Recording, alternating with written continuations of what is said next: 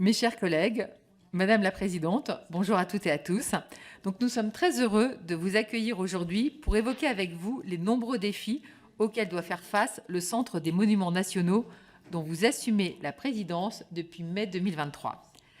Après avoir exercé des fonctions de direction dans de grands musées de nos régions, parmi lesquels le Louvre-Lens et les musées de Nice, vous voici donc désormais à la tête d'un établissement public assurant la conservation, la gestion et les visites par le public de plus d'une centaine de monuments répartis sur tout le territoire national. Vous confirmez ainsi votre attachement à la défense du patrimoine dans nos territoires et je sais que mes collègues seront particulièrement sensibles à cette dimension de votre mission. Alors que votre mandat a débuté récemment, j'aurais aimé vous interroger sur les grandes priorités que vous êtes sans doute déjà fixées. Ainsi, votre action à la tête du Louvre-Lens a été unanimement saluée par sa capacité à attirer des visiteurs, notamment des visiteurs moins familiers des grands établissements culturels, et à nouer des liens précieux avec le public local. Vous apparaît-il possible de reproduire cette dynamique en faisant rayonner la centaine de monuments dont le CMN a la charge? Et si oui, de quelle façon? Et comment pensez-vous pouvoir mobiliser les partenaires locaux à cet effet?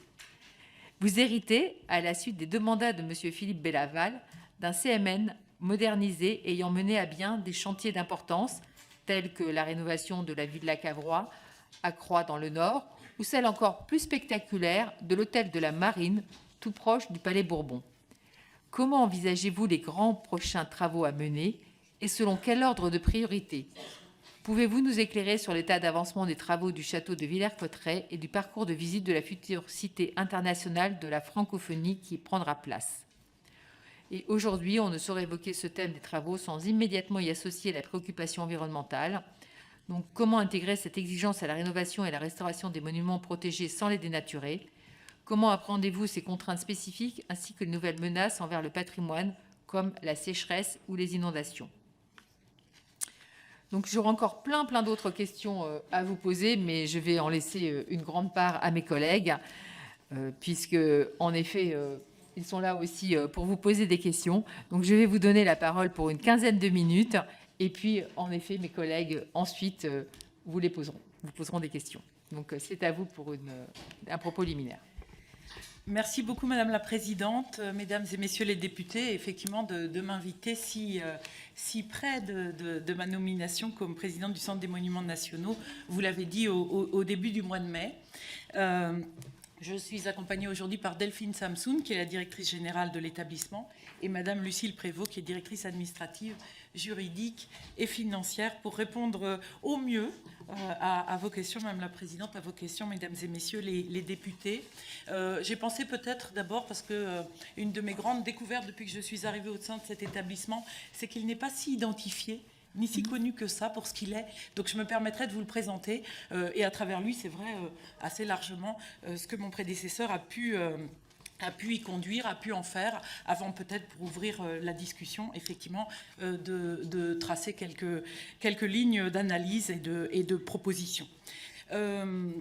Donc le Centre des Monuments Nationaux, c'est un établissement public à caractère administratif qui est sous la tutelle du ministère de la Culture et qui est l'héritier direct de la Caisse nationale des monuments historiques et préhistoriques, créée en 1914, qui s'est ensuite appelée, et souvent c'est un nom qui est resté dans les mémoires, Caisse nationale des monuments historiques et des sites, l'établissement public lui-même ayant été créé en 2000 dans la forme qu'on lui connaît aujourd'hui, et c'est en vue adjoindre pour une grande partie des monuments qui lui sont confiés, la maîtrise d'ouvrage des travaux en 2007 seulement. Donc il a aujourd'hui pour mission, vous l'avez dit Madame la Présidente, de conserver, entretenir, valoriser, animer, ouvrir au public les monuments qui lui sont confiés par l'État, mais aussi quelques monuments qui lui appartiennent en propre à la suite de legs directs. Je pense par exemple au château de la Motte-Tilly. Certains monuments aussi relèvent d'une convention de gestion, comme les cathédrales ou le Palais Royal.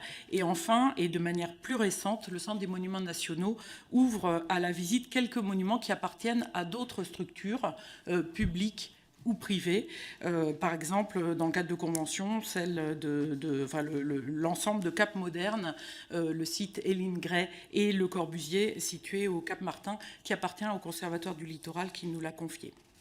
Donc notre réseau, c'est ce terme de réseau est quelque chose à quoi nous sommes très, très attachés, compte à peu près 110 monuments, offre une incroyable diversité, évidemment tant géographique sur tout le territoire français, hors Corse et territoire d'outre-mer, que temporelle, depuis les grottes préhistoriques de la Vézère, par exemple, jusqu'à, je les citais, les villas du XXe siècle, du Cap-Martin ou la Villa Cavrois de Robert Malin-Steinvins, par exemple, en passant par des abbayes, sites antiques, forteresses, châteaux d'agrément, remparts de ville, cloîtres de cathédrales, donc une famille qui s'est constituée au fil des ans, au fil des périodes, d'une manière qui n'en fait pas, quoique exactement un échantillon représentatif de l'histoire de la France et de ses monuments, mais qui revêt une dimension d'histoire politique, d'histoire de conception du patrimoine,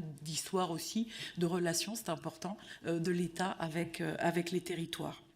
Donc ils sont également de taille très variée, ouverts d'ailleurs de manière variée, ou ouvrables d'ailleurs de manière variée au public, depuis par exemple la colonne de Juillet, place de la Bastille, jusqu'aux 1300 hectares du domaine du château de la Motilly, à nouveau dans l'Aube. Ils sont tous classés ou inscrits au titre des monuments historiques. 8 d'entre eux sont domaine national. 19 des monuments qui nous sont confiés figurent sur la liste du patrimoine mondial de l'UNESCO. Derrière le centre des monuments nationaux ne se cache pas que des monuments, se cachent aussi des sites qui n'en ont pas ou plus ou quasiment. Je pense au domaine national de Saint-Cloud, par exemple. Se cache donc une collection de plus de 150 000 objets culturels, très souvent conservés dans les monuments, évidemment. Et puis se cache aussi une collection, si j'ose dire, de 83 parcs et jardins à raison de plus de 3100 hectares au total. Alors le fonctionnement de notre établissement repose historiquement sur un système de solidarité financière, solidarité fonctionnelle entre monuments et territoires qui profitent évidemment inégalement de la manne touristique. L'activité de notre établissement, le dynamisme de chaque site est rendu possible par ce principe de mutualisation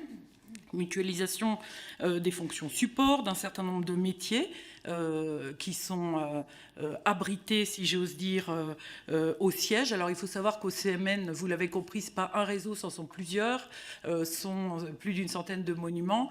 Et effectivement, ce sont aussi plusieurs sièges. L'hôtel de Sully, d'une part, dans le Marais, et un siège 6 portes des Lilas, avec plus de 400 personnes réparties sur les 2 sites. Donc, fonctions juridiques, finances, comptabilité, ressources humaines, système d'information, mais aussi développement économique, production culturelle, conservation, édition, sont principalement, je dis bien principalement, abrités au siège, au service de tous les monuments qui abritent parfois eux-mêmes des fonctions de correspondants pour ces différentes missions ou des fonctions d'apport de ces différentes fonctions.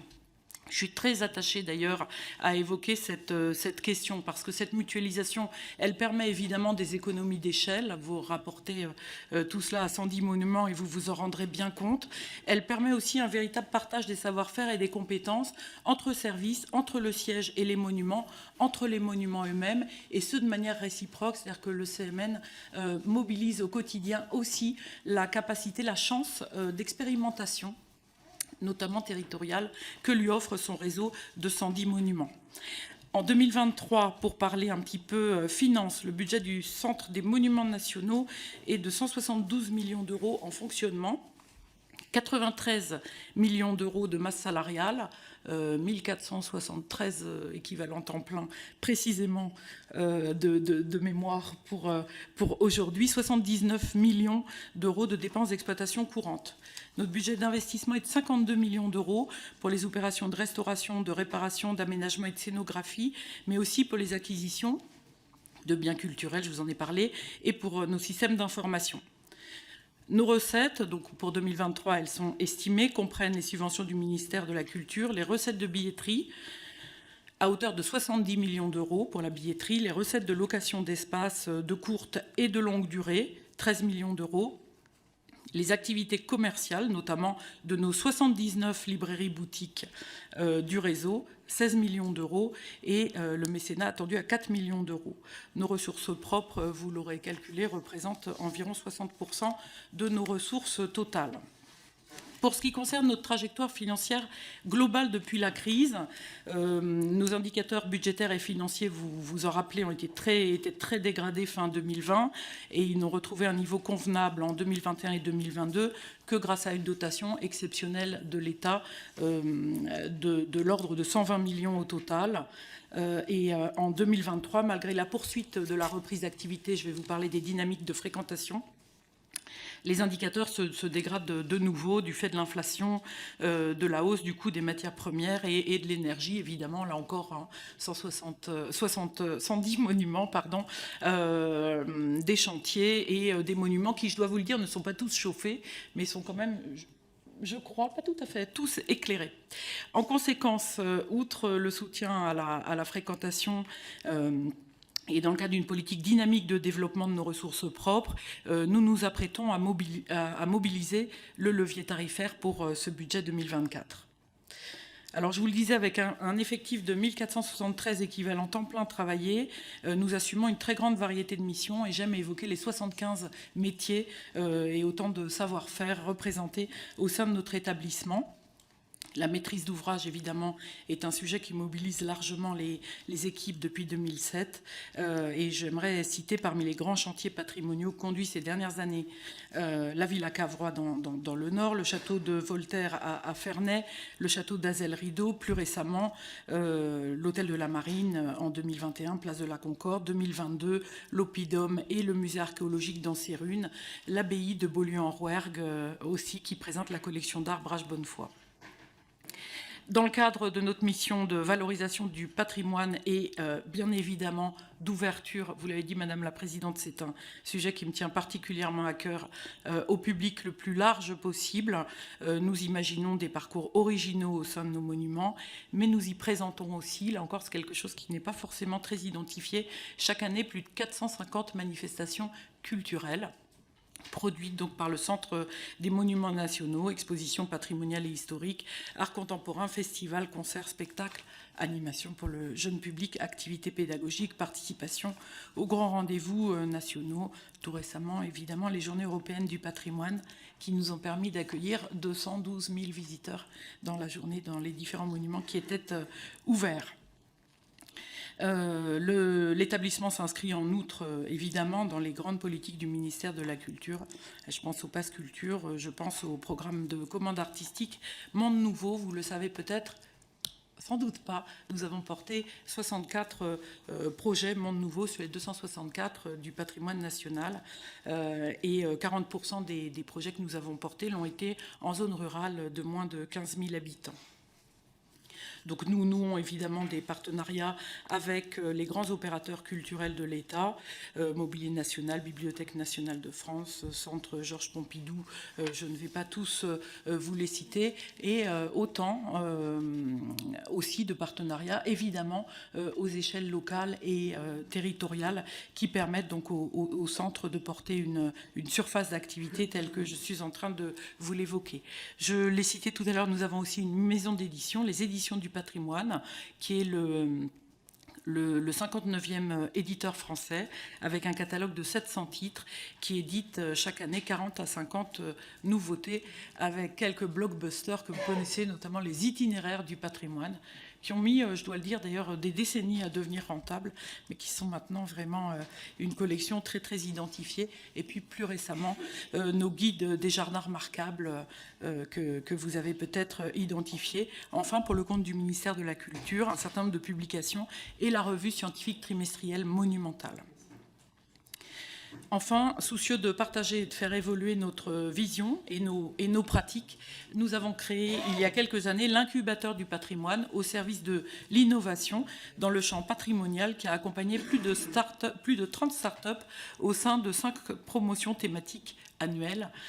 Et en 2021, nous avons créé un institut de formation, notre institut de formation, CMN Institut, qui propose une offre variée de formation continue aux professionnels, mais qui apporte aussi son expertise, notre expertise, dans la valorisation, dans le développement aussi du patrimoine historique, culturel et naturel en France comme à l'international. En termes de fréquentation, je vous ai donc évoqué ce chiffre de plus de 10 117 000 visiteurs en 2022. Il faut savoir que le CMN a des méthodes de chiffrage très modestes qui ne comprennent pas l'ensemble des visiteurs qui circulent sur les sites à partir du moment où ils sont hors douane. Je pense en particulier à un certain nombre de nos sites. Donc cette fréquentation en 2022, elle nous permet de reprendre la trajectoire précédant la crise sanitaire. Sur un certain nombre de plans, on est en train seulement de terminer de la rattraper dans un certain nombre de monuments, pas forcément des moindres d'ailleurs, je pense à la cité au château de Carcassonne, en matière de public scolaire aussi, où nous avons accueilli, alors ça va peut-être vous sembler beaucoup, mais c'est en dessous de 2019, 371 000 scolaires cette année, pour 450 en 2019, mais une fréquentation là qui est en train de remonter très vite. Et pour 2022, 3 millions de visiteurs de moins de 26 ans, une fréquentation qui est jeune, qui est familiale et qui est un peu plus populaire que dans les musées que je connais, vous l'avez évoqué, Madame la Présidente. Le monument le plus fréquenté de notre réseau, c'est l'Arc de Triomphe, nombre record de 1 750 000 visiteurs l'année dernière, suivi de l'abbaye du Mont-Saint-Michel avec 1 285 000 visiteurs, et de la Sainte-Chapelle de Paris avec un peu plus d'1 200 000 visiteurs. Peut-être un ou deux autres chiffres en donnant des coups de sonde. Forteresse de Sals, par exemple, plus de 80 000 visiteurs l'année dernière. Maison de Georges Sand à Nohant, 32 767 visiteurs. Je dois vous dire que pour 2023, on est dans une dynamique très forte et je crois qu'on peut se risquer à vous annoncer que nous devrions dépasser les 11 millions de visiteurs cette année à l'échelle de notre réseau. On pourra y revenir si vous voulez. On a un certain nombre d'explications à cela.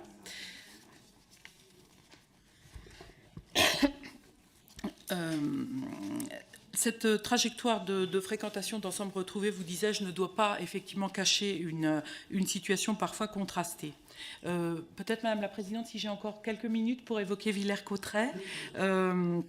Avec, vous le savez, dans quelques jours, notre réseau qui va compter un nouveau monument parmi ceux qui l'ouvrent au public, pas parmi ceux qui le portent, puisque ça fait 5 années maintenant, en 2018, que le président nous a confié à la fois la restauration de ce monument, joyau architectural du XVIe siècle, qui était dans une situation patrimoniale, sanitaire alarmante, mais aussi l'invention d'un établissement culturel d'un type complètement nouveau, puisque consacré à la langue française. Donc après seulement 4 ans de travaux, nous allons inaugurer cette Cité internationale de la langue française le 19 octobre prochain.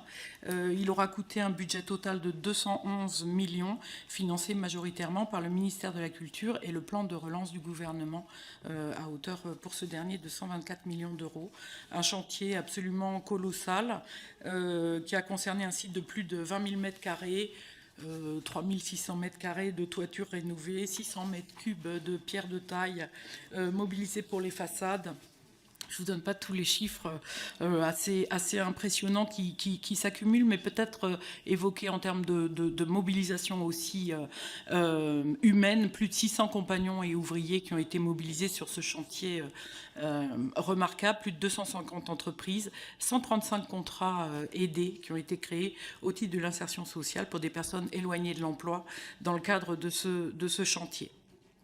Au-delà de ça, vous disais-je, nous ouvrons cette cité internationale qui reliera le passé, le présent, le futur de la langue française et de la francophonie, qui articulera un territoire de caractère, l'histoire d'un pays, mais aussi beaucoup de locuteurs et de pays et de cultures dans le monde entier. Un espace pluridisciplinaire accessible au plus grand nombre à travers une offre Cœur, qui est un parcours de 1200 mètres carrés, dont le commissariat a été confié à Xavier Nort et à 3 autres commissaires, et qui permet de manière ludique, de manière expérientielle, comme on dit aujourd'hui, mais en tout cas, on est véritablement plongé dans la langue, amené à jouer avec, à la partager, à la redécouvrir dans ses dimensions historiques, dans ses dimensions politiques, mais aussi dans sa capacité au quotidien d'inventer pour permettre de créer du lien entre les uns et les autres. Quelques autres grands rendez-vous nous mobilisent parallèlement, évidemment, je voudrais les citer aussi, en particulier notre implication dans la réouverture de Notre-Dame avec le circuit des Tours, vous le savez peut-être, qui nous est confié, mais aussi le grand projet de musée du Sacre dans le Palais du Thau à Reims. Nous nous engageons aussi dans le champ social en nous appuyant évidemment sur la particularité de la variété de nos implantations, aussi bien en zone urbaine, périurbaine que dans des zones rurales reculées. Et nous participons à la vie de notre pays en jouant un rôle de plus en plus citoyen. J'évoquais le fait que sur nos chantiers, nous nous attachons particulièrement à permettre à des personnes éloignés de l'emploi de bénéficier d'heures d'insertion. En 2022, c'en ont été 122 000. J'aimerais pouvoir vous citer, mais je pense que le temps commence à s'écouler, ce que nous faisons dans le domaine de la santé publique, par exemple, avec l'établissement français du sang, ce que nous faisons aussi en termes de démarche mécénale, mais pas seulement participative, et ce que nous faisons enfin en termes d'invention de nouvelles économies. Je pense à un certain nombre d'expérimentations de type tiers-lieu que nous menons dans notre réseau. Donc pour conclure, c'est tout cela et beaucoup plus, le Centre des Monuments Nationaux. Et bien entendu, je souhaite renforcer ces atouts que j'espère vous avoir présentés rapidement pour aller encore plus loin, contribuer à porter une vision nouvelle. On le fera à une échelle participative. Je suis quelqu'un qui s'appuie sur les forces qu'elle a la chance de trouver dans les établissements qui lui sont confiés, en termes évidemment d'équipe, en termes aussi de partenariat et en termes pour le CMN évidemment de force des territoires. Une vision nouvelle donc pour ces 100 lieux de patrimoine et lieux culturels, des lieux que je souhaite toujours plus habités et accueillants, entrer dans leur territoire, mais aussi entrer dans leur époque, au service des hommes et des femmes, un acteur majeur de la culture et du patrimoine à des échelles nationales et internationales, un laboratoire permanent et multi-échelle des politiques patrimoniales où se réinvente chaque jour le lien entre le passé, le présent et l'avenir, au niveau individuel comme au niveau collectif, ainsi que le lien indissoluble entre le patrimoine culturel et le patrimoine naturel, au service des publics, mais aussi de tous ceux qui s'interrogent sur le sens et sur les usages du patrimoine aujourd'hui. Je vous remercie. Merci Madame Lavandier de nous avoir présenté le CMN dans toute sa diversité et dans toutes ses fonctions. Et maintenant, la parole est aux députés orateurs de chaque groupe. Et nous allons commencer par le groupe Renaissance avec Raphaël Gérard pour 2 minutes. Merci Madame la Présidente. Voilà, c'est bon. Merci Madame la Présidente. Madame la Présidente du CNM, mes chers collègues, tout d'abord, merci pour ce panorama exhaustif et rapide, mais tout à fait passionnant. Je crois que je ne trahirai personne dans cette salle en disant que cette commission est très attachée à votre établissement. Le succès de la 40e édition des Journées du patrimoine en témoigne. Nos concitoyens sont profondément attachés à leurs monuments historiques qui sont à la fois des lieux d'histoire, de culture, mais aussi de cohésion nationale. On l'a vu avec Notre-Dame. En milieu rural, où je suis élu, le patrimoine trouve un écho particulier quand vous habitez dans un village et que vous voyez votre église, votre château ou votre lavoir tomber en déshérence. C'est un vrai crève-cœur, tant pour les élus que les habitants, avec à la sortie un sentiment d'abandon de l'État vis-à-vis des collectivités. C'est pour répondre à ce sentiment d'abandon que la majorité présidentielle et le gouvernement ont fait depuis 2017 de la préservation du patrimoine une priorité absolue de l'action culturelle. Cette priorité se traduit par un niveau de crédit d'intervention de l'État sans précédent en faveur de la conservation et de la restauration de nos monuments historiques et la création de nouveaux dispositifs en soutien au patrimoine de proximité tels que le loto du patrimoine ou le fonds incitatif et partenarial en soutien aux petites communes. J'en profite pour saluer au passage et remercier au passage la ministre de la Culture, Rina Abdul-Malak, et Stéphane Bern de la mission Bern pour avoir choisi le délicieux château médiéval de Montguillon comme cible du loto du patrimoine pour 2023. Mais nous le savons tous ici, les difficultés rencontrées sur le terrain ne tiennent pas seulement à la question du financement des restaurations. 50% du patrimoine est abrité aujourd'hui dans des communes de moins de 2000 habitants. C'est une responsabilité très lourde pour les élus qui ne savent pas toujours comment s'y prendre en matière de projet de restauration d'un monument. Le Code du patrimoine prévoit en principe la possibilité de bénéficier d'une assistance à maîtrise d'ouvrage de la part des services de l'État, mais en pratique, seules quelques régions sont en mesure de proposer cet accompagnement aux communes. Dès lors, comment pourrions-nous améliorer, selon vous, l'accompagnement des élus ruraux ? Vous parliez tout à l'heure de 15 000 habitants, mais 15 000 habitants dans la ruralité, c'est déjà une grosse centralité. Dans quelle mesure est-ce que le Centre des monuments nationaux, fort de son expertise en matière de restauration et de conservation des monuments historiques, pourrait apporter des solutions en besoin d'ingénierie au sein des communes de moins de 10 000 habitants? Merci, monsieur le député. Pour le Rassemblement national, Caroline Parmentier. Merci, Madame la Présidente du Centre des Monuments Nationaux, chers collègues. Les missions qu'assure le Centre des Monuments Nationaux par la rénovation, l'entretien et l'accès à 100 monuments et 137 000 biens culturels sont essentiels pour préserver, transmettre et faire vivre la culture française. Des visiteurs, tant français qu'étrangers, peuvent accéder à des monuments d'exception, tels que la Sainte-Chapelle, l'Arc de Triomphe ou encore l'Hôtel de la Marine. En 2022, le Centre des Monuments Nationaux a comptabilisé plus de 10 millions de visiteurs. Les expositions, animations, spectacles organisés sont autant d'éléments vivants de notre culture commune. Mais on le sait, ces différentes missions représentent un budget important, continu et croissant compte tenu des rénovations et entretiens des monuments et biens.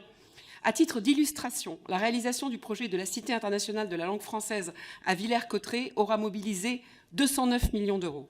Dès lors, nous avons intérêt à encourager les partenariats publics-privés. Les avantages sont nombreux en offrant une vision complémentaire, un savoir-faire propre, par exemple sur le numérique, et en apportant des fonds lorsque c'est nécessaire. Outre la question du coût, les projets de grande ampleur requièrent une large concertation et considération à l'égard des nombreux acteurs et partenaires impliqués. Le député de Villers-Cotterêts, Jocelyn de Signy, a à ce propos relevé de réelles carences dans la réalisation du projet de la Cité de la langue française. Madame la Présidente, j'ai 2 questions. Pouvez-vous m'exposer votre vision des partenariats publics-privés dans le cadre des missions du CMN? Quelle méthode de travail entendez-vous adopter pour assurer une concertation adaptée des acteurs impliqués dans des projets portés par le Centre des Monuments Nationaux? Je vous remercie. Merci, Madame la députée. Pour LFI, Sarah Legrain. Merci Madame la Présidente. Madame la Présidente du Centre des Monuments Nationaux, merci pour votre présence et votre travail au service du patrimoine. J'aimerais vous entendre principalement sur 2 sujets. D'abord, évidemment, sur le plan budgétaire, à l'approche de l'examen du PLF 2024. Du côté de la masse salariale que vous mentionnez de 93 millions d'euros, j'imagine qu'elle augmente avec la hausse du point d'indice des personnels décidée en juillet dernier. Est-ce que, selon vos informations, cette hausse sera intégralement compensée? Vous l'avez dit aussi, les monuments nationaux subissent de plein fouet la crise de l'inflation, la hausse du coût des matières premières, de l'énergie. À combien est-ce que vous estimez les sommes nécessaires pour y faire face? Et j'imagine que vous ne les avez pas parce que vous avez dit à l'instant que les indicateurs se dégradaient et vous avez ajouté que vous pensiez à mobiliser le levier tarifaire. Alors si je vous entends bien, ça signifie que vous vous apprêtez peut-être à devoir pénaliser les usagers en augmentant les prix d'entrée. Qu'est-ce que vous attendriez du gouvernement et donc de nous, peut-être le législateur, en la matière? Et dans ce contexte budgétaire fragilisé, vous avez aussi dit que vous souhaitiez accélérer le chantier des rénovations énergétiques et de l'adaptation au changement climatique. Je pense que vous avez parfaitement raison en la matière. Là encore, c'est un coût décisif. Est-ce que vous avez le sentiment d'être entendu par le gouvernement en la matière et d'avoir les fonds pour faire cette nécessaire transition?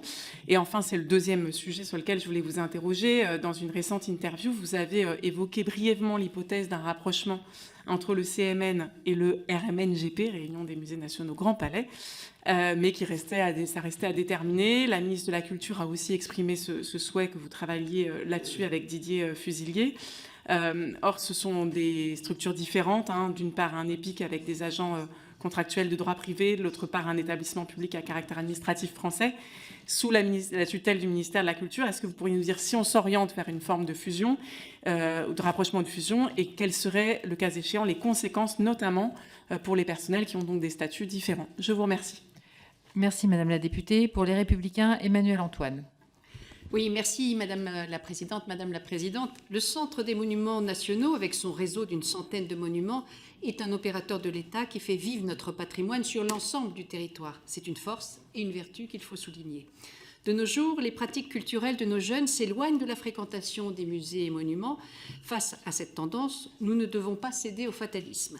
Il est ainsi nécessaire de trouver les voies qui permettront de sensibiliser notre jeunesse à la richesse de notre patrimoine et de parvenir à les attirer dans les monuments du CNM.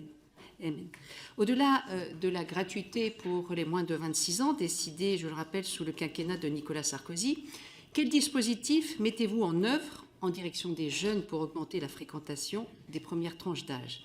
Et quelles sont les actions promues par le CMN dans le domaine de l'éducation artistique et culturelle? Je tiens à saluer la dynamique créée par l'incubateur du patrimoine, innovation très intéressante du CMN. Pour l'édition 2024-2025, l'incubateur pourrait-il élargir ses thématiques à l'accueil du jeune public et à l'éducation culturelle pour sa 7e promotion?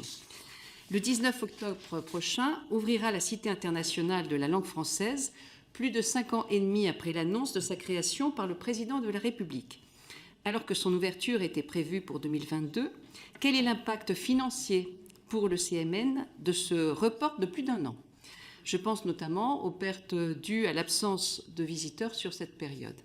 Enfin, le budget des travaux de restauration et d'aménagement du château de Villers-Cotterêts, initialement prévu à hauteur de 110 millions d'euros, a été relevé en 2021 à hauteur de 185 millions d'euros.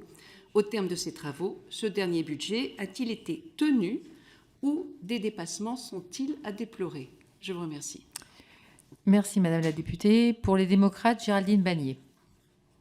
Madame la directrice, à quelques semaines de l'ouverture de la future Cité internationale de la langue française, équipement culturel unique au monde, dans le château même où a été signée en août 1539 la fameuse ordonnance imposant l'usage du français au lieu du latin, dans la rédaction des actes judiciaires et notariés, il est heureux qu'on puisse vous auditionner.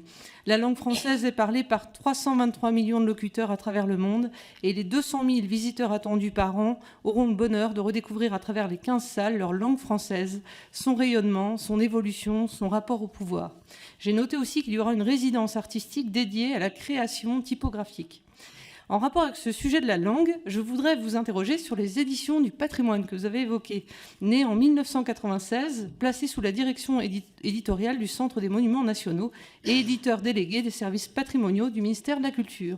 Pour rappel, assurant une mission de service public, les éditions du patrimoine ont vocation d'une part à rendre compte des derniers acquis de la recherche dans des domaines aussi variés que le patrimoine immobilier et mobilier, l'architecture, l'histoire de l'art et l'archéologie, et d'autre part à diffuser la connaissance du patrimoine auprès d'un large public. Grâce à une quinzaine de collections bien différenciées, guides, beaux livres, jeunesse, textes théoriques, publications scientifiques, les éditions du patrimoine s'adressent aux amateurs et aux professionnels, aux étudiants et aux chercheurs, mais aussi aux enfants et aux publics spécifiques. Comment évolue le catalogue? Quel travail est mené pour diffuser auprès du plus grand nombre et des plus jeunes notamment ces ouvrages de grande qualité qui participent bien évidemment à l'amour des Français pour leur patrimoine? Merci, Madame la députée. Pour les socialistes apparentés, Claudia Rouault. Merci Madame la Présidente du Centre des Monuments Nationaux, mes chers collègues. Bienvenue Madame devant notre commission. Vous avez été auditionnée par nos collègues de la Commission des Finances le 12 juillet dernier. Aussi, ma première interrogation portera sur votre budget. L'augmentation des crédits au CMN votée par le Parlement l'an passé a-t-il permis de couvrir la hausse des charges, et notamment le coût de l'énergie? Et derrière ça, votre capacité d'investissement est-elle à la hauteur de vos ambitions? Les documents budgétaires 2023 indiquent que l'essentiel de la fréquentation du Centre des monuments nationaux est concentré sur un nombre réduit d'institutions et de sites. En 2020, 6 musées réalisent plus de 80% de la fréquentation totale des musées nationaux relevant du programme Patrimoine, et 10 monuments nationaux réalisent pour leur part près de 70% de la fréquentation totale des monuments nationaux. Comment expliquez-vous cet état des lieux sur les fréquentations quand on voit que 10 monuments nationaux réalisent près de 70% de la fréquentation totale des monuments nationaux? Comment comptez-vous mettre en valeur les autres monuments? À la veille des JO et des Jeux olympiques et paralympiques, comment appréhendez-vous l'arrivée massive de visiteurs, notamment sur un site qui sera rénové, c'est la cathédrale Saint-Denis? Et enfin, en janvier dernier, le ministère de la Culture avait évoqué une fusion du CMN avec la réunion des musées nationaux. Quel est votre avis sur cette fusion? Savez-vous où en sont les réflexions et quelle serait la logique, les intérêts et inconvénients qu'apporterait cette éventuelle fusion? Je vous remercie. Merci Madame la députée. Pour Horizon et Apparentés, Jérémy Petrier-Létus. Merci Madame la Présidente. Madame la Présidente, entre 2000 et 2006, vous avez dirigé le musée du président Jacques Chirac à Saran en Corrèze. Vous en avez été ensuite la directrice du musée du Quai Branly Jacques Chirac.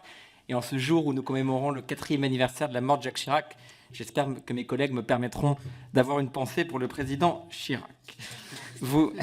Je pense que mes collègues républicains n'en voudront pas. Vous dire que vous féliciter de votre nomination et vous dire que je m'en réjouis à 2 niveaux pour 2 raisons. La première, c'est que partout où vous êtes passé, vous avez mis la préservation du patrimoine et sa valorisation au même rang. Et je crois, comme président du groupe Patrimoine à l'Assemblée nationale, que si notre pays fait beaucoup pour la préservation du patrimoine, il y a encore du chemin à faire sur sa valorisation. Et je sais que vous avez à cœur de travailler sur ce sujet. La deuxième raison, c'est que dans une interview récente, vous avez mentionné l'importance d'associer les habitants de nos territoires ruraux aux monuments. Parfois, on y accueille des touristes venus de loin et les habitants n'en bénéficient pas. Et je crois que là aussi, dans la nouvelle feuille de route qui va être la vôtre et que vous avez décrite, c'est une ambition tout à fait importante. Quelques questions rapides. Pouvez-vous nous expliciter à travers quelle programmation, quel dispositif le CMN va contribuer à la citoyenneté et au récit national selon les termes du communiqué de presse du ministère de la Culture détaillant votre feuille de route qui peut être un peu confus et des précisions seraient bienvenues.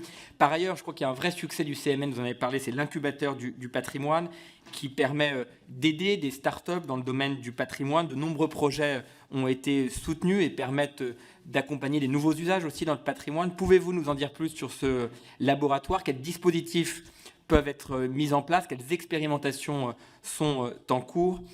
Enfin, et je serai rapide, outre l'hôtel de la Marine et les travaux du château de Villers-Cotterêts, vous avez récemment repris la gestion du château d'Arouet. Est-ce que le CMN peut prendre plus de monuments? Je vais aller vite, il me reste 5 secondes. Dernier sujet qui me tient particulièrement à cœur, la mise en valeur des cathédrales et de leurs trésors. Vous administrez déjà les tours de la cathédrale Notre-Dame de Paris. On a travaillé avec vos équipes lorsque j'étais chargé de ce chantier auprès du général Georges Lin. Est-ce que vous pouvez, là encore, prendre en charge la valorisation d'un plus grand nombre de cathédrales, la gestion d'un plus grand nombre de trésors? Se pose la question, puisque vous gérez aussi la cathédrale de Bourges et la cathédrale d'Amiens. Merci Monsieur le député. Pour le groupe GDR, Soumia Boroa. Merci Madame la Présidente. Madame la Présidente du Centre des Monuments Nationaux, je voudrais tout d'abord vous remercier pour votre présence aujourd'hui, votre exposé et le travail du CNM qui œuvre en faveur de notre patrimoine et de notre histoire. Nous allons dans quelques semaines aborder le budget de la culture et le programme patrimoine et bien évidemment, j'ai de nombreuses inquiétudes sur le budget qui va être alloué et plus particulièrement sur la préservation d'un patrimoine dont l'entretien, la conservation, la restauration incombe bien souvent à des municipalités. Depuis plusieurs années, et c'est à saluer, les initiatives se multiplient en faveur de la sauvegarde et la valorisation de notre patrimoine, non seulement le patrimoine de dimension nationale, voire internationale, comme le plan cathédral, mais également, et tout important, le patrimoine local. À ce propos, le président de la République a annoncé une souscription en faveur du patrimoine religieux au sein des petites villes et des villages. Cela vient s'ajouter au travail des DRAC, ainsi qu'au loto du patrimoine qui a été lancé sous l'égide de l'animateur Stéphane Bern. Permettez-moi de vous poser 3 questions sur ces sujets. Comment percevez-vous ces différentes initiatives reposant de plus en plus sur l'attachement des Français au patrimoine et plus généralement Sentez-vous, au sein des monuments de plus grand rayonnement que vous gérez, un attrait renforcé pour notre patrimoine, par exemple sur le nombre de visiteurs? Deuxième question, de plus, n'avons-nous pas à craindre que notre politique en termes de gestion et valorisation de notre patrimoine repose de plus en plus sur de la générosité privée au détriment d'intervention de la puissance publique, avec le risque d'une irrégularité des recettes? Ma dernière question est relative au tourisme de demain. Nous le savons, de nombreux lieux touristiques dans le monde ont à souffrir de surfréquentation.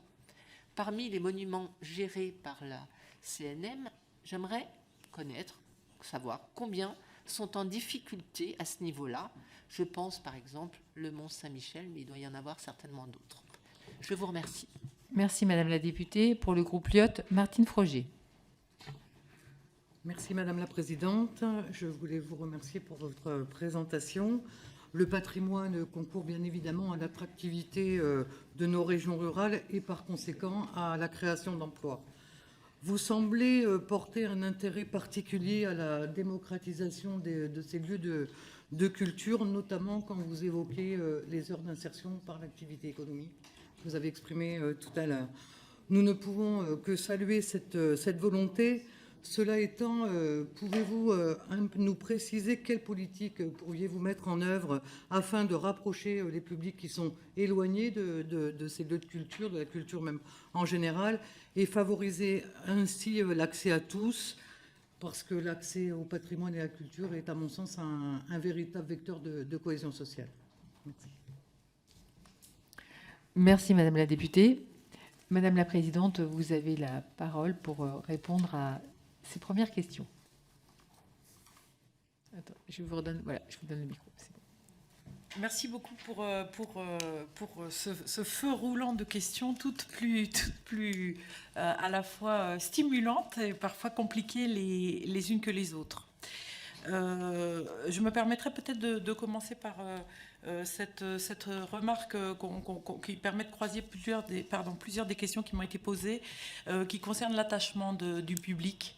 Quand même extrêmement manifeste ces dernières années, de manière d'ailleurs positive pour Notre-Dame, négative aussi, mais ça raconte sans doute un petit peu la même chose pour ce qui a pu se passer il y a quelques années à l'Arc de Triomphe.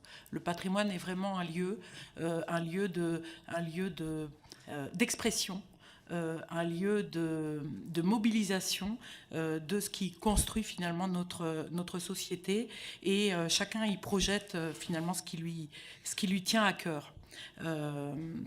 Ça nous confère effectivement un rôle tout à fait particulier, et j'entendais cette question effectivement du crève-cœur, du sentiment d'abandon parfois de territoires isolés, de territoires surtout peu habités, donc parfois peu dotés pour faire face à un patrimoine. C'est la beauté de notre pays, c'est aussi une des grandes difficultés. C'est vrai que quand on se déplace, on fait seulement 10 km, 15 km, 20 km, et à chaque fois, et vous imaginez bien que mon métier fait que j'en souffre. À chaque fois, on voit effectivement, moi j'avoue, je vois le patrimoine, je vois sa beauté, je vois aussi très souvent, les zéros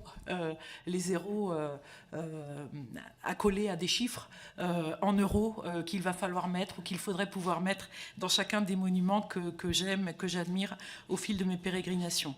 Que peut faire le Centre des monuments nationaux dans ce contexte-là? Évidemment, je dois le dire, pas tout. Mais par contre, c'est un point de mobilisation évidemment forte de toutes ces équipes, de sa présidence. Tant je vous parlais des multiples réseaux du Centre des monuments nationaux, ces multiples réseaux, vous l'imaginez bien, ne s'arrêtent pas aux seuls monuments qui lui sont confiés. Quand on travaille dans un monument en territoire, on est sensible aux monuments qui l'entourent. Ça crée des synergies, ça crée un contexte, ça crée un environnement, ça crée une famille. Et nos administrateurs, je ne les ai d'ailleurs pas encore nommés, qui habitent, qui ont en charge nos monuments au sein d'une quarantaine de circonscriptions sur tout le territoire, ils sont particulièrement sensibles. Je l'évoquais, c'est un petit peu pour ça qu'on a créé CMN Institut, On a, vous l'imaginez, en interne, à la fois un nombre de moyens et un nombre de besoins de formation absolument considérables, dont on a trouvé qu'il serait dommage de ne pas faire participer le plus grand nombre. Donc CMN Institut s'adresse, et ce sera un axe de développement de CMN Institut de ma part, aux collectivités locales. À titre personnel, pour avoir longtemps travaillé dans les territoires, j'aurais parfois aimé savoir que cette offre-là existait. Elle sera développée. Peut-être, par ailleurs, le Centre des monuments nationaux pourrait, c'est un souhait là encore, quelque chose que je souhaite développer, s'engager davantage dans la diffusion d'informations, la diffusion de techniques, la diffusion d'expériences aussi à l'échelle la plus large possible, de la manière à la fois de valoriser, de conserver, de mobiliser, de partager le patrimoine. Je pense à un certain nombre de journées d'études, par exemple. Je pense à un certain nombre de manifestations publiques. Et je pense peut-être, alors je vous livre une idée en devenir, même peut-être à un média spécifique qui, je pense, trouverait très rapidement un usage et un public.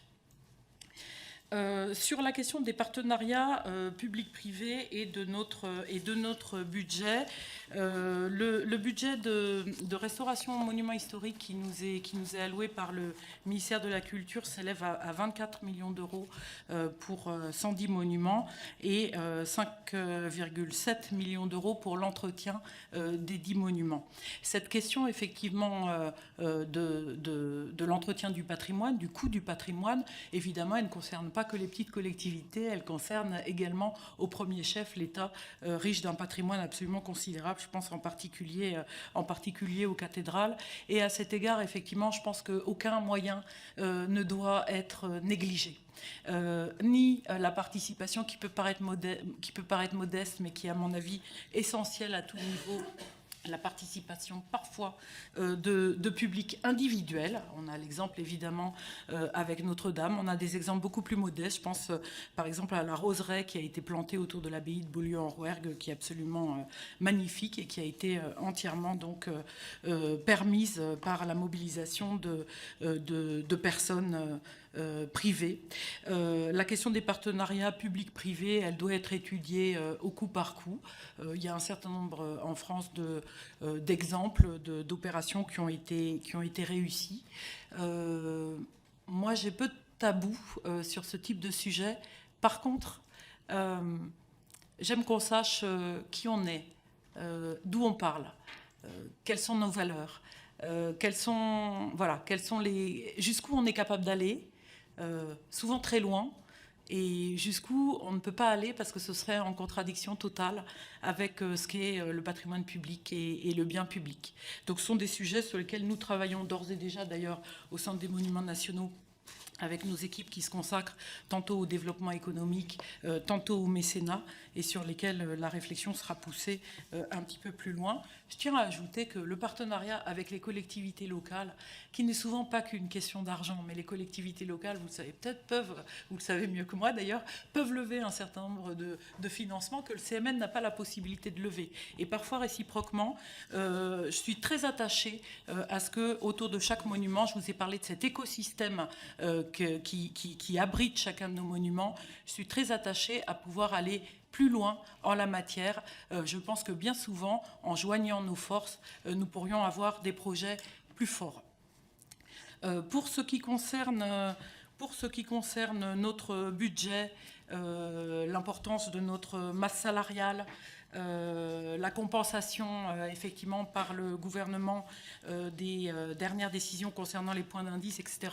Je peux vous dire que les dernières décisions, celles de l'année dernière en tout cas, nous ont coûté 1,3 million d'euros. Je ne peux pas vous dire grand-chose évidemment à quelques jours des annonces qui concernent le projet de loi de finances, de ce qui sera compensé ou pas. Très honnêtement, je ne le sais pas encore et je ne peux pas vous répondre aujourd'hui. Pour ce qui concerne la question du levier tarifaire, d'abord, vous le savez, j'ai dirigé le Louvre-Lens avant de prendre ses fonctions. Et au musée du Louvre-Lens, on avait une politique tarifaire extrêmement volontariste, fondée sur la gratuité de l'offre permanente. Choix compliqué, choix d'ailleurs qui initialement n'était pas prévu pour durer, mais qui était prévu uniquement pour la première année. J'ai tenu, en arrivant dans cet établissement, à mesurer l'impact de cette gratuité. Vous savez, on entend beaucoup que la gratuité, ça dévalorise, que la gratuité, c'est pas bien, que plus c'est gratuit, moins les gens ont envie de venir, etc. Bon, il se trouve qu'à Lens, c'était pas ça, en fait.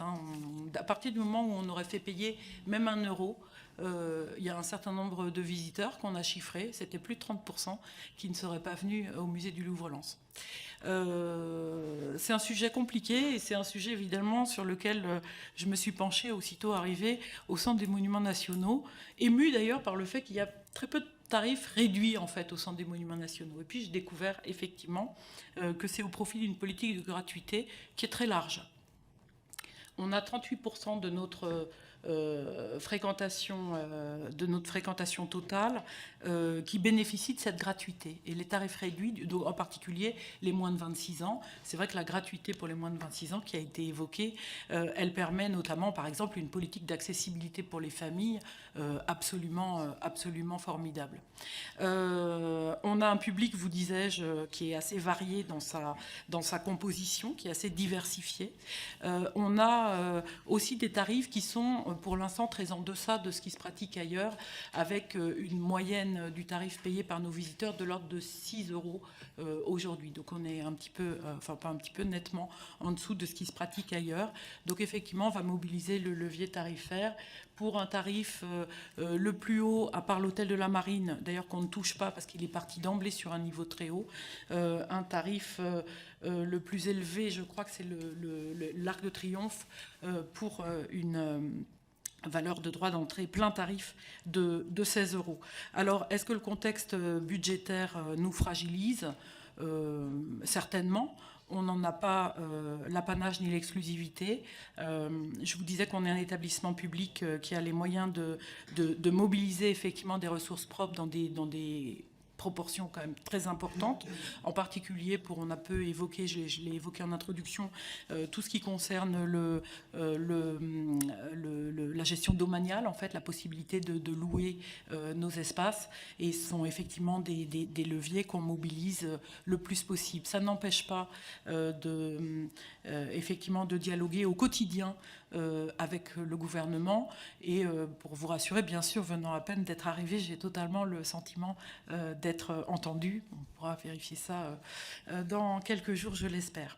Pour ce qui concerne le Centre des Monuments Nationaux et la réunion des musées nationaux Grand Palais, il n'y a pas aujourd'hui de projet de fusion qui nous soit en tout cas ni au président de la RMNGP récemment nommé, ni à moi-même proposé, ni imposé, ni même suggéré.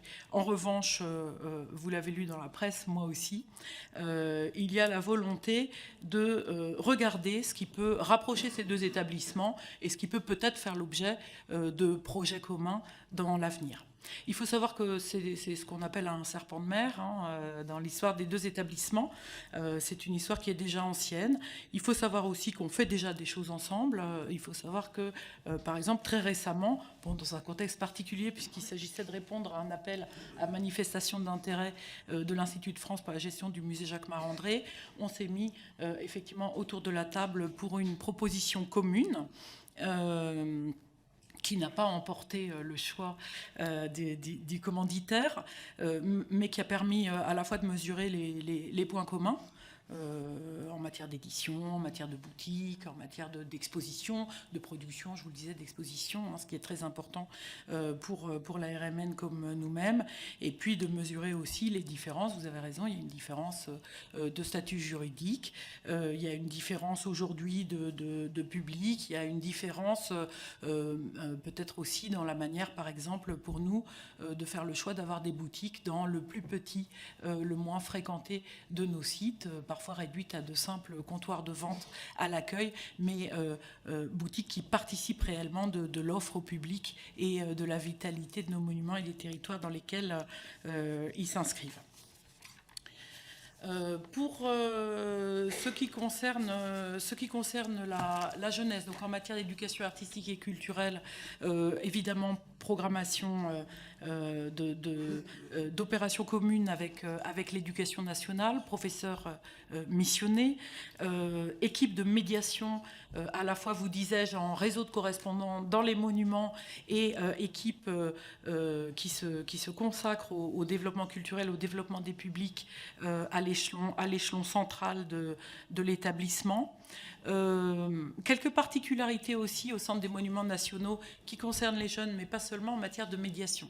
Avec, là encore, on est dans un système de solidarité, vous ai-je dit. Ça implique qu'effectivement, parce que je crois que par moment, il faut le dire, ça implique que chaque monument n'est pas doté comme le serait par exemple effectivement un musée relevant d'une collectivité locale qui a les moyens de le doter complètement en termes de ressources humaines. Ici, c'est vraiment dans l'activation du réseau et de cette solidarité que se joue notre efficience. Elle se joue par ce réseau de médiateurs, elle se joue aussi dans le cadre d'un réseau d'agents d'accueil, je suis très attachée à l'évoquer, d'agents d'accueil qui, dans les monuments nationaux, vous l'avez sans doute tous vécu, sont en mesure d'introduire aux monuments, sont en mesure d'accueillir parfois des groupes, sont en mesure de délivrer des visites guidées qui sont souvent assez passionnantes, sont des équipes qui ont un niveau de fidélisation très élevé. Et je suis très attachée à cette griffe, cette patte aussi de l'accueillance du Centre des monuments nationaux. J'ajouterais peut-être pour le jeune public, évidemment, même si c'est quelque chose qui est à manier avec précaution, en tout cas, ce n'est pas dans cet esprit-là qu'on conduit tout ce qui est innovation numérique en matière de médiation, mais il est très clair que l'ensemble de ce qui est imaginé au niveau du CMN, qu'il s'agisse, effectivement, vous les avez vus, hein, de tablettes mobilisant de la réalité augmentée, qu'il s'agisse du confident, par exemple, à l'hôtel de la Marine, ce dispositif audio qui vous plonge dans l'histoire des appartements de l'intendant, qu'il s'agisse des salles dites d'introduction ou d'interprétation que nous multiplions dans nos monuments qui permettent de mobiliser du multimédia, qu'il s'agisse évidemment je pense à la verrière lexicale par exemple, qui couvre la cour du jeu de paume du château de Villers-Cotterêts, vous allez pouvoir la découvrir dans quelques jours, et qui met en œuvre des mots qui ont été justement proposés particulièrement par du jeune public, des mots qui peuvent être d'argot, qui peuvent être issus de langues régionales. Ces mots qui vont donc accueillir tous les publics ont été proposés souvent par des jeunes publics.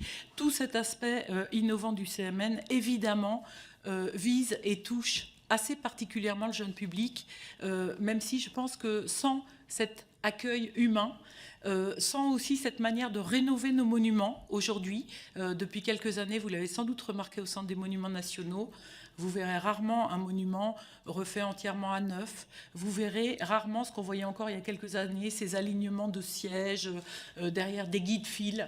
Vous verrez rarement ces monuments un petit peu figés dans le respect que nous leur portons assurément. Mais vous découvrirez des monuments où on cherche à évoquer la vie. Ça parle aux jeunes, évidemment, ça parle à tout le monde. Hein. Vous verrez des monuments où on respecte les traces du temps passé. Vous verrez des monuments aussi où nous essayons d'inventer de nouvelles manières de restaurer qui permettent de respecter justement les traces du passage du temps et ce que chacun a été capable d'inventer, d'habiter, de créer finalement dans ces monuments. La politique culturelle que nous menons en matière d'art contemporain aussi, si elle ne touche pas uniquement ou spécifiquement les jeunes, et parfois l'occasion de créer des ponts avec eux, notamment dans le cadre d'invitations d'artistes, dans le cadre de résidences. Pour ce qui concerne le budget, le dépassement du projet de Villers-Cotterêts, effectivement, il y a eu à deux reprises une évolution de ce budget qui a été proposée et demandée par mon prédécesseur et qui a été accordée par le ministère de la Culture, avec, je dirais, plus que...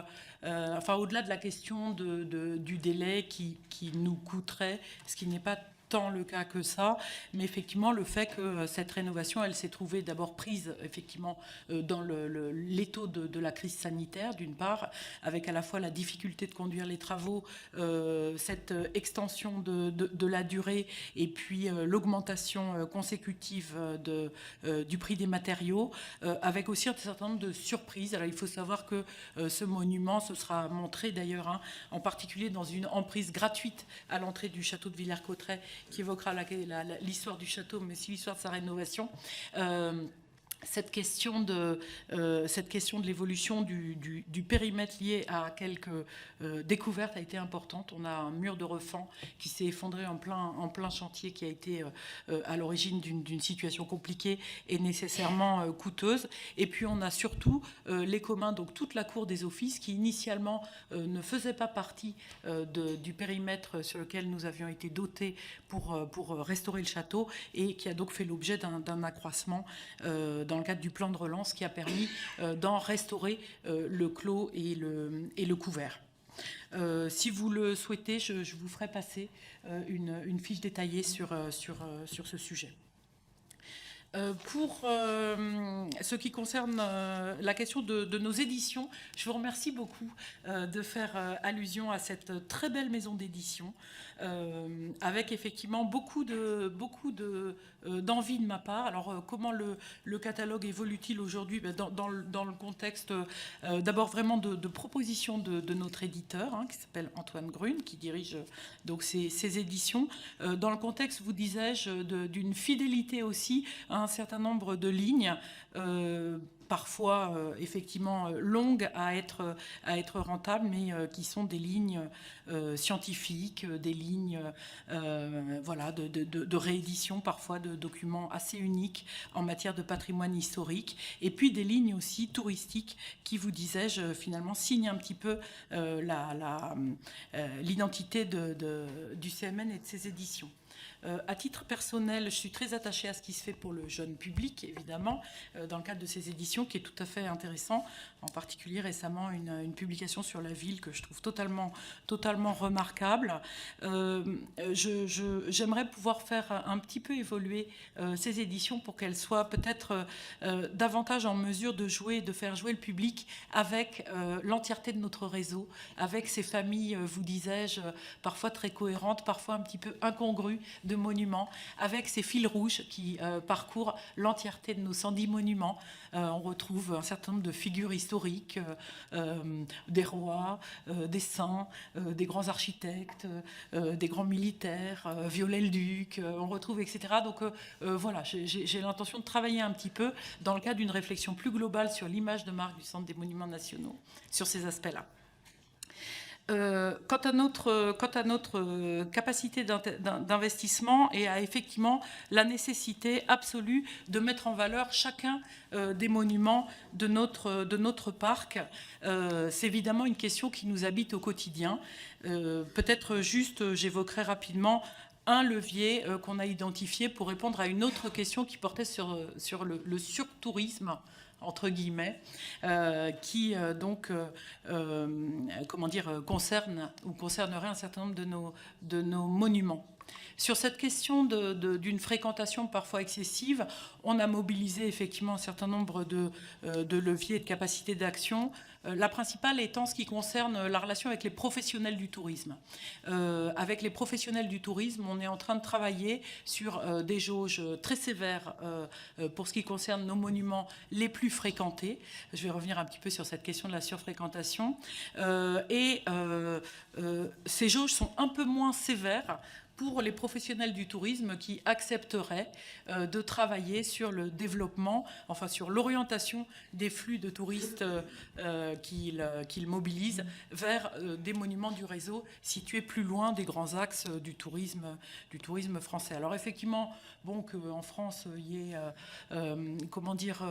une ville capitale, qu'elle soit à la fois plus habitée, plus fréquentée que les autres, c'est quelque chose qui fait partie de notre vie et de notre territoire, mais de notre patrimoine, mais ça n'empêche pas effectivement de travailler sur cette question avec les leviers qui sont les nôtres. Pour cette question de la surfréquentation, elle ne concerne pas tant de monuments que ça au sein des monuments nationaux.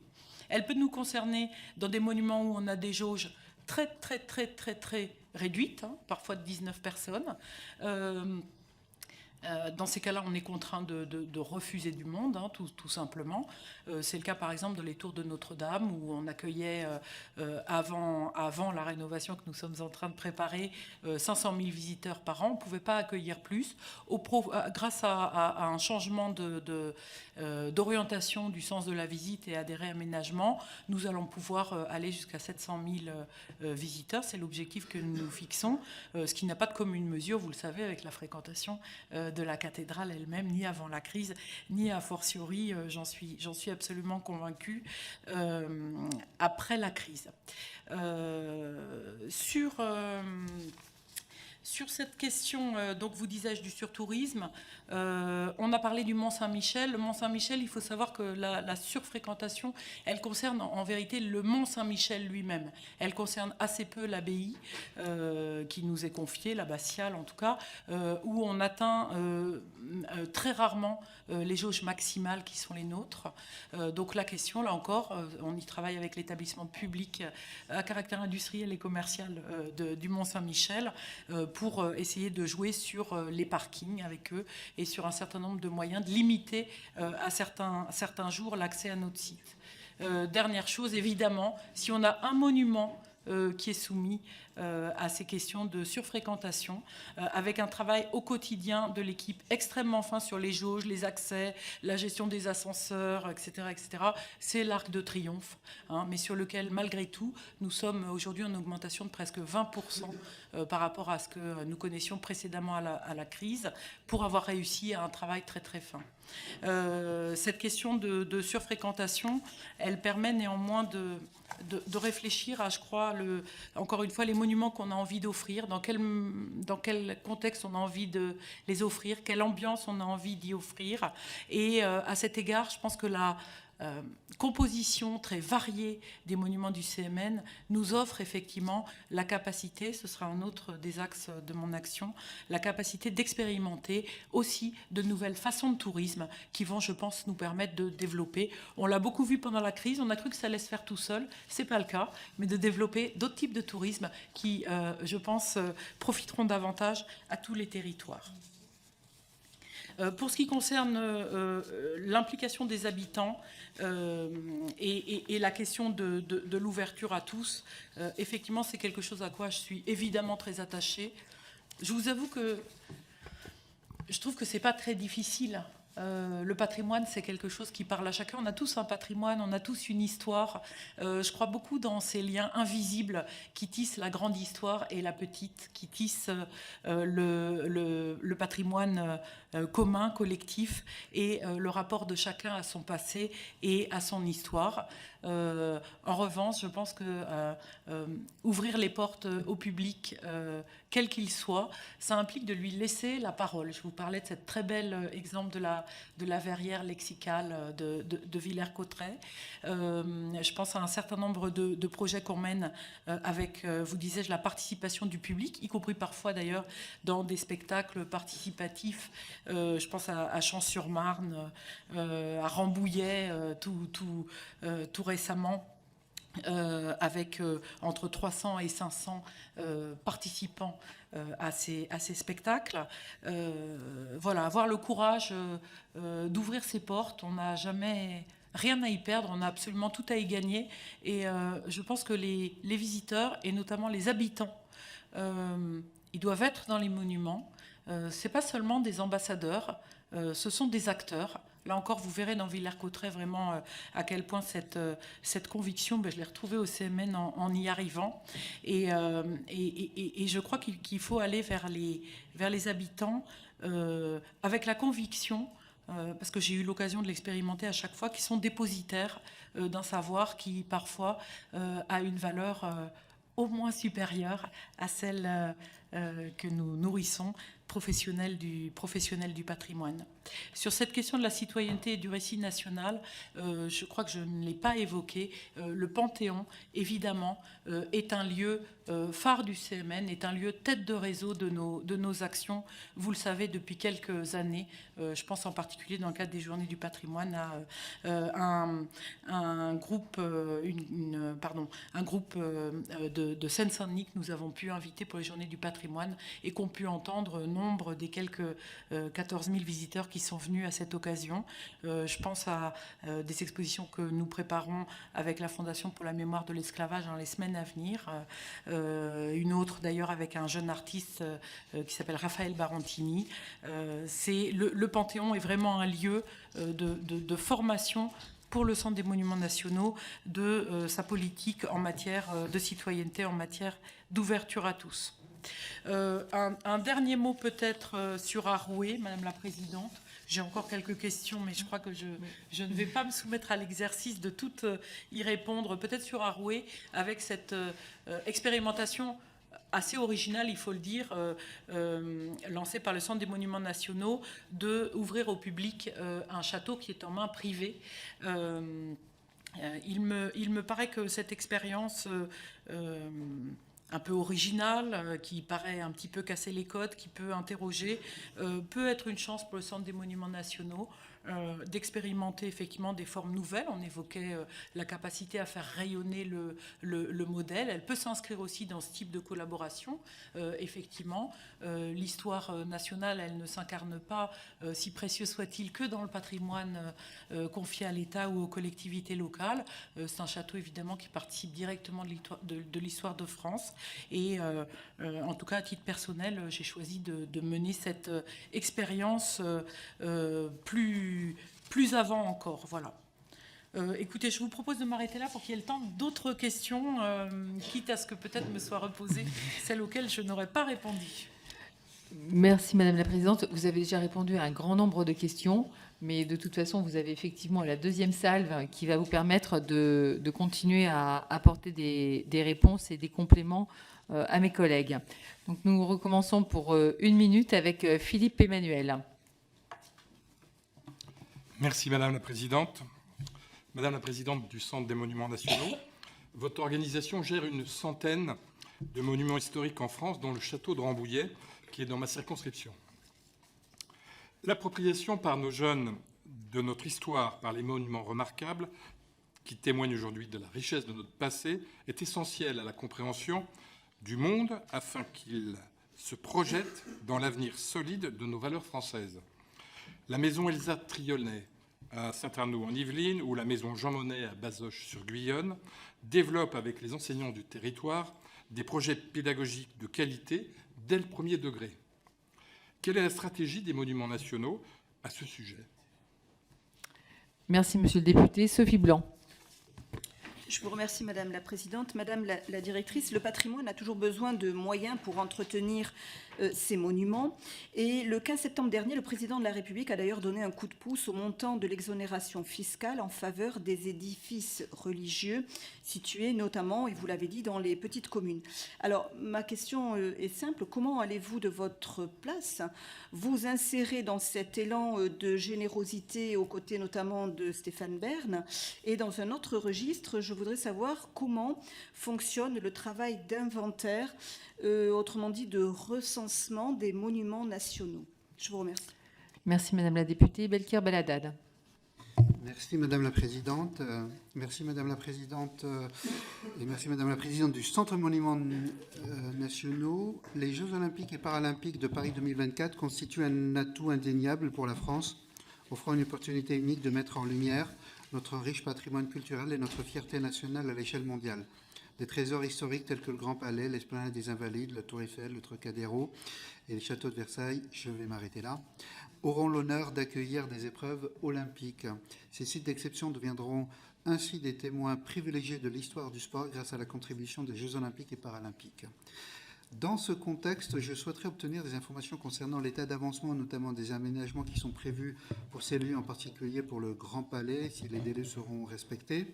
Et je voudrais vous interroger sur un tout autre sujet, notamment sur votre stratégie envisagée pour accompagner la rénovation et la gestion des expositions temporaires des musées décentralisés tels que le Louvre-Lens ou le Centre Pompidou-Metz, dont je suis le résident et le député. Pouvez-vous nous éclairer sur cette question? Merci. Merci, monsieur le député. Jérôme Le Gavre. Merci Madame la Présidente. Madame la Présidente, je souhaiterais aborder la question de la précarité à laquelle doivent faire face les conférenciers et animateurs culturels du CMN, qui jouent un rôle majeur dans le développement de l'éducation artistique et culturelle. Plusieurs cas de figure se présentent. Les CDI annualisés à temps incomplet, par exemple 50 heures par mois sans avoir la possibilité de cumuler un autre emploi parce que les horaires sont flexibles et connus seulement 15 jours à l'avance. Les vacations à l'acte, continuellement renouvelées pour les mêmes missions avec une fiche de paye mais pas de contrat. En 2020, 200 personnes étaient concernées, étaient dans ce cas de figure. En mars 2022, le TA de Nantes a enjoint d'ailleurs le CMN à CDIser avec effet rétroactif une vacataire. Et puis, il y a le recours à l'auto-entrepreneuriat. Directrice du musée Louvre-Lens, vous avez fait de la médiation culturelle une priorité dans le Pas-de-Calais. Il y a 7 médiateurs à Louvre-Lens. À présent, à la tête du CMN, est-ce que vous attacherez à régler ce problème de précarité en procédant au recrutement de chargés d'action culturelle en CDI à temps complet, donc dans le cadre de gestion des contractuels? Et est-ce que l'externalisation d'autres missions comme la billetterie à Villers-Cotterêts préfigure son extension à l'ensemble des monuments et sites nationaux? Je vous remercie. Merci, monsieur le député. Francis Dubois. Merci Madame la Présidente. Madame la Présidente, je voudrais revenir sur un point, la question du développement de la culture dans les zones rurales. Votre parcours, notamment après vos passages réussis et appréciés à la direction au musée du Louvre-Lens, ou en Corrèze, à Saran, sur ma circonscription, à la direction du musée Jacques Chirac. Permettez-moi d'ailleurs une petite pensée à Jacques Chirac en ce 26 septembre, date anniversaire de son décès. Madame la Présidente prouve à quel point vous êtes attachée à rendre la culture accessible partout et pour tous, y compris dans les territoires ruraux. Passer d'une logique de fréquentation à une logique de relation a d'ailleurs été l'un de vos fils conducteurs. À ce sujet, en Corrèze, au sein de nos villages, l'église, la chapelle deviennent un lieu d'exposition ou de concert. Alors que les chantiers et projets qui vous attendent sont nombreux, envisagez-vous de dupliquer cette formule au Centre des Monuments Nationaux pour faire rayonner la culture et nos monuments dans la ruralité et ainsi démocratiser davantage l'accès à la culture et au patrimoine historique au cœur des territoires ruraux? Merci. Merci, monsieur le député. Lisette Paulet.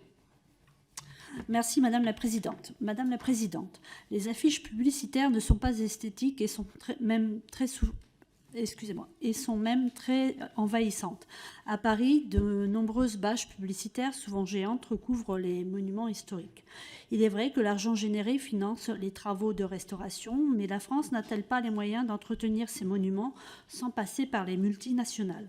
Je voudrais donc savoir ce que vous en pensez, ce que pense le Centre des Monuments Nationaux, ce que le Centre des Monuments Nationaux peut faire pour que les Français puissent profiter de leurs monuments sans toute cette pollution visuelle. Ne pourrions-nous pas demander la réduction des surfaces légales afin d'arrêter de gâcher nos si bons monuments? Je vous remercie. Merci, madame la députée. Sophie Mette. Merci, madame la présidente. Madame la présidente Marie Lavandier, chers collègues.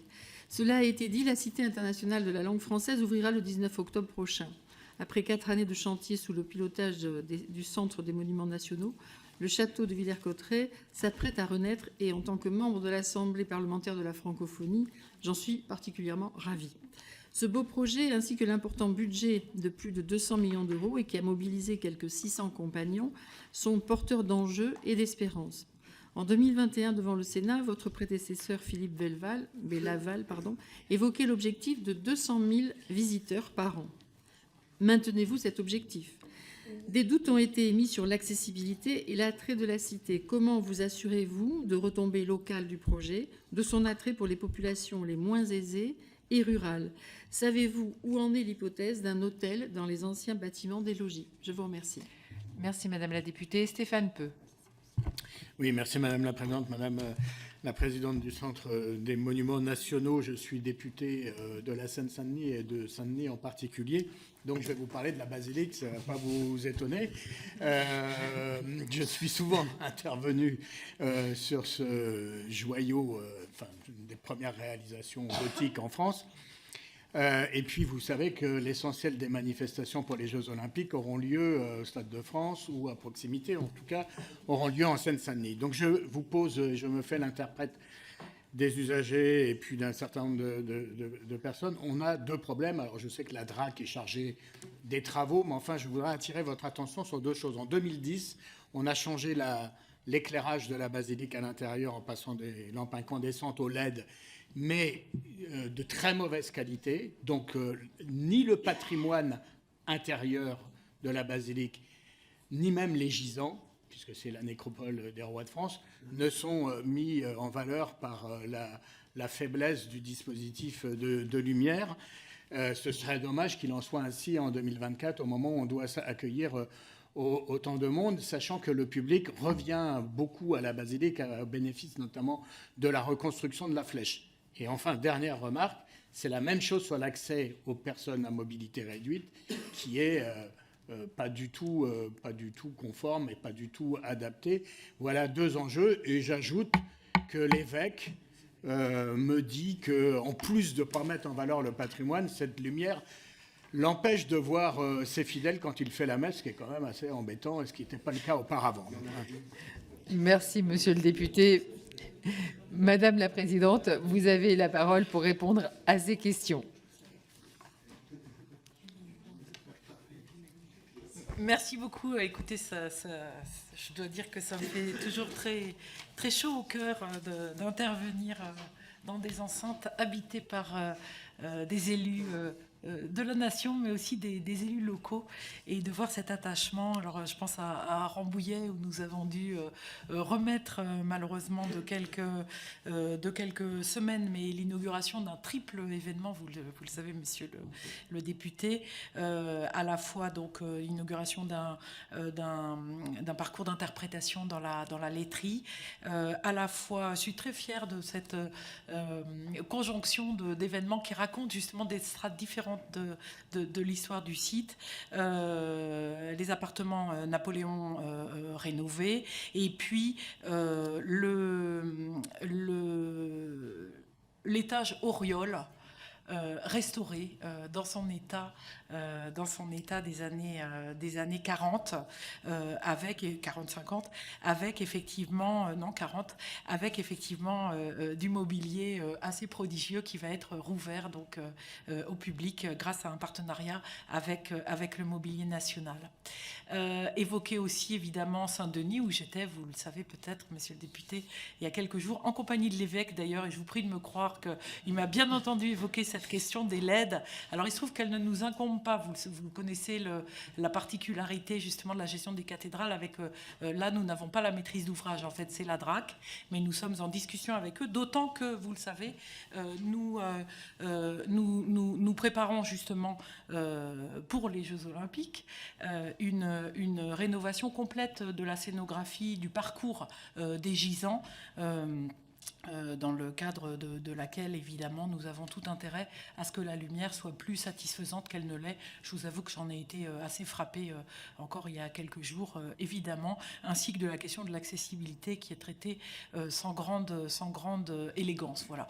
Donc on va regarder ce qu'on peut faire en articulation peut-être justement avec la mobilisation en cours de designers de qualité pour cette refonte de la scénographie.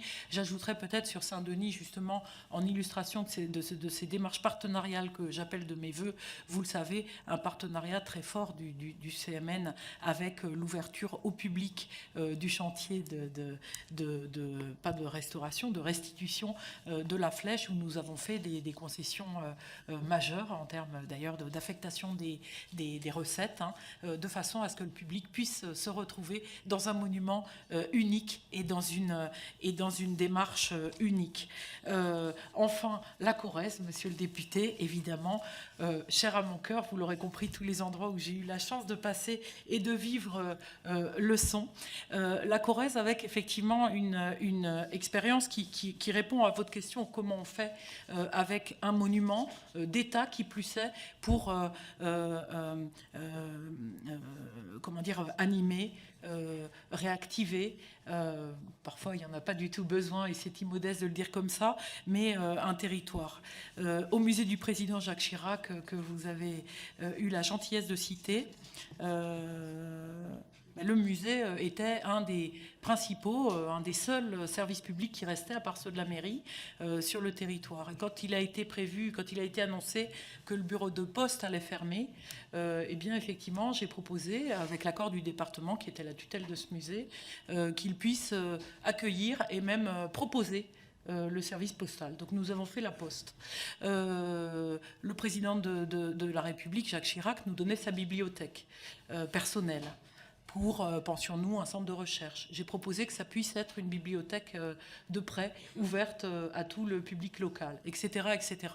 La démarche qui est menée au CMN, qui concerne les tiers-lieux, n'est pas très éloignée de cela, c'est-à-dire une démarche décomplexée, d'invention, d'usage, au quotidien, au service des habitants, au service parfois aussi des entreprises, au service des artisans, au service du développement économique, au service du développement social. Un tiers-lieu, c'est une manière effectivement très ouverte, alors c'est un terme assez curieux, mais une approche très ouverte d'usages qui peuvent devenir ceux de lieux culturels dans les territoires. Et je crois que c'est à partir de là, on parlait tout à l'heure de la participation des habitants, aussi quand ils sont là, ça les sert, ça leur sert, ça leur parle. Et bien petit à petit, pour moi, on est déjà dans une démarche culturelle et petit à petit, ils vont s'imprégner de l'état des lieux, s'y attacher, les défendre, proposer peut-être de les faire guider, avoir envie d'y travailler. Donc il n'y a pas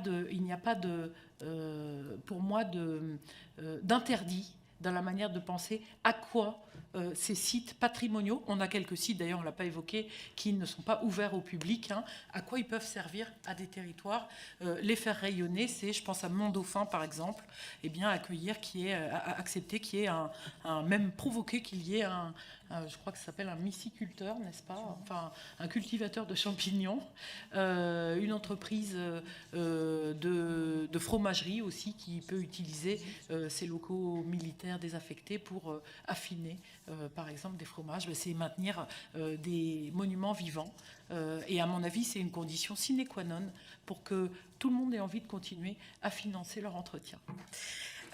Pour ce qui concerne ces revenus, à plusieurs reprises, cette question de l'articulation du Centre des Monuments Nationaux et de l'action de Stéphane Bern, écoutez, je crois qu'elles sont fondamentalement, évidemment, complémentaires, extrêmement amicales d'ailleurs. Je dois saluer tout particulièrement l'émission toute récente pour les Journées du patrimoine, ce monument préféré des Français, qu'on a accepté de voir tourner à Villers-Cotterêts, quoique encore inachevé. Et je regardais cette émission, je trouve qu'elle apporte une réponse intéressante à votre question. Donc, on ne s'attache pas au même patrimoine.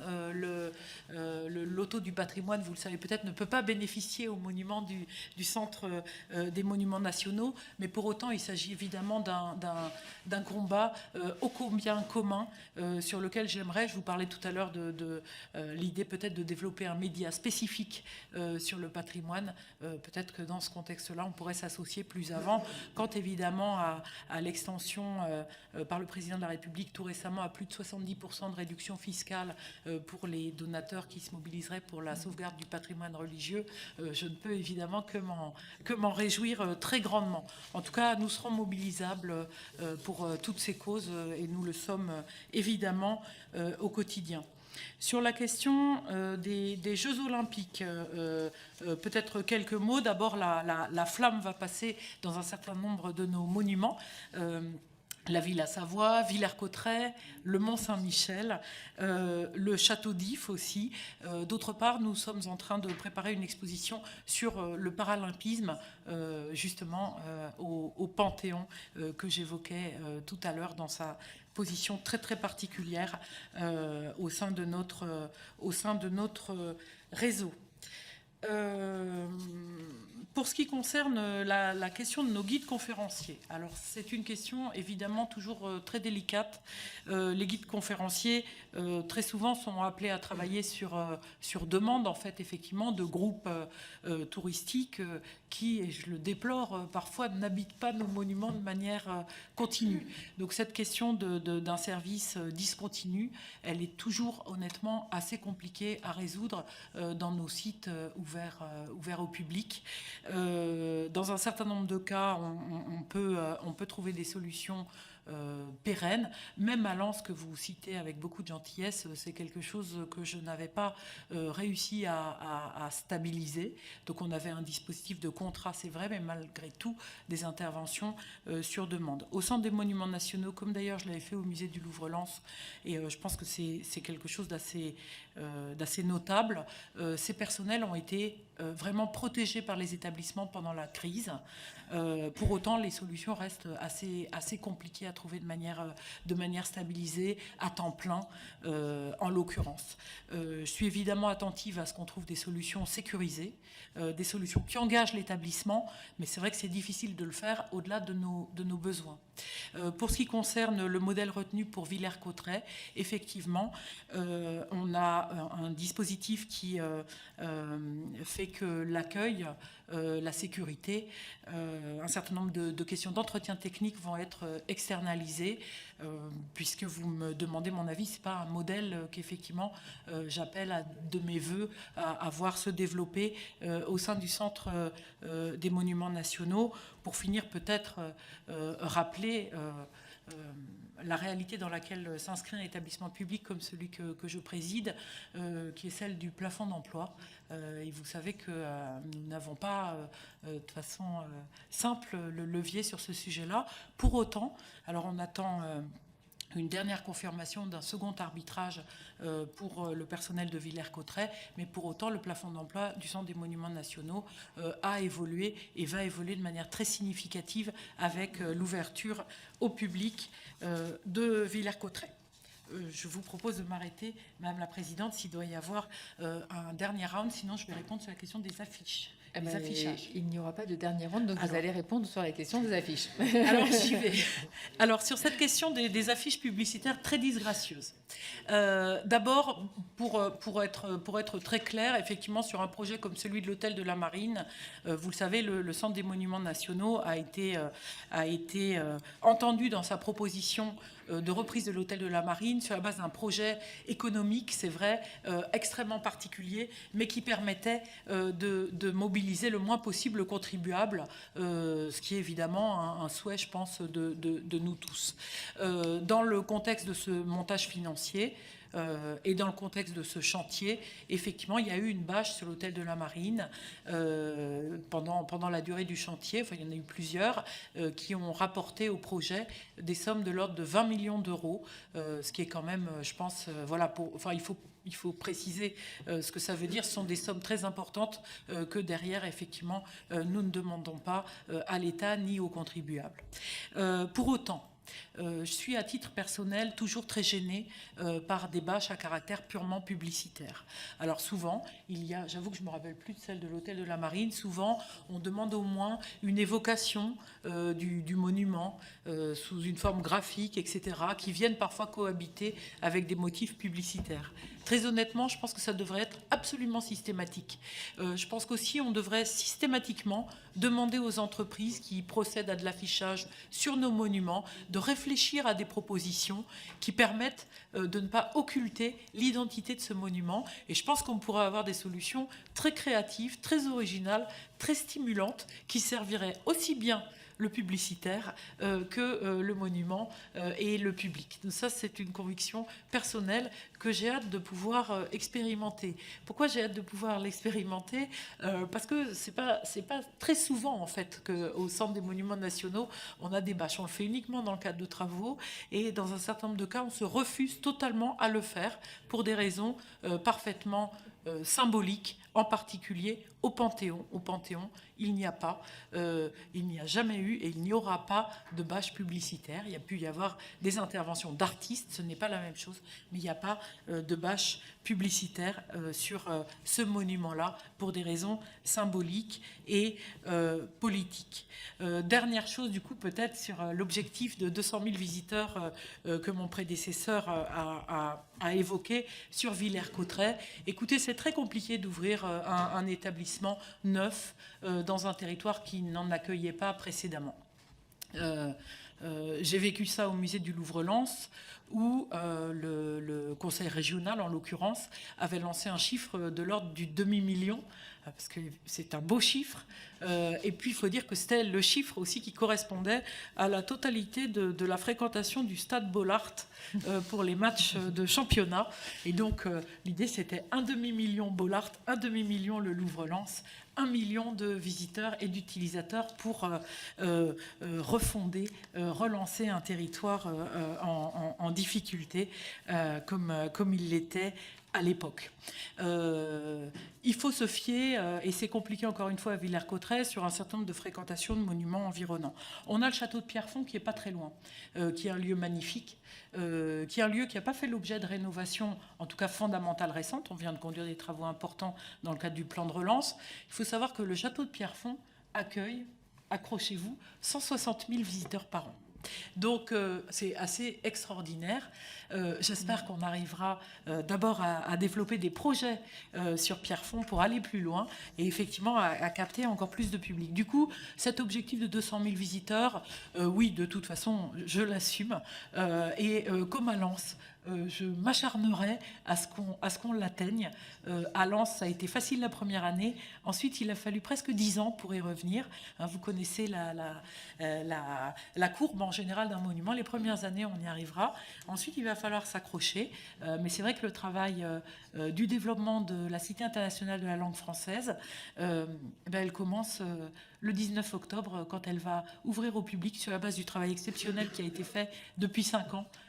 Mais elle est vraiment, cette tâche-là, très largement devant nous et devant l'équipe de qualité dirigée par Paul Rondin sur site, qui habite d'ores et déjà cette cité. Pour ce qui concerne l'impact économique de la création d'un établissement comme celui-là sur le territoire, c'est un sujet très important. Je souhaite au Centre des monuments nationaux qu'on travaille davantage sur l'impact. Il n'est pas qu'économique, il est social, il est aussi de fierté parfois retrouvée, il est de joie de pouvoir participer, il est de bonheur de voir un monument qui était dans l'état où était le château de Villers-Cotterêts restauré. Cette question de l'impact, elle est toujours très compliquée à mesurer, et elle est d'autant plus compliquée à mesurer justement quand on a un projet comme celui de Villers-Cotterêts où on considère que le public local est essentiel dans la réussite de l'établissement.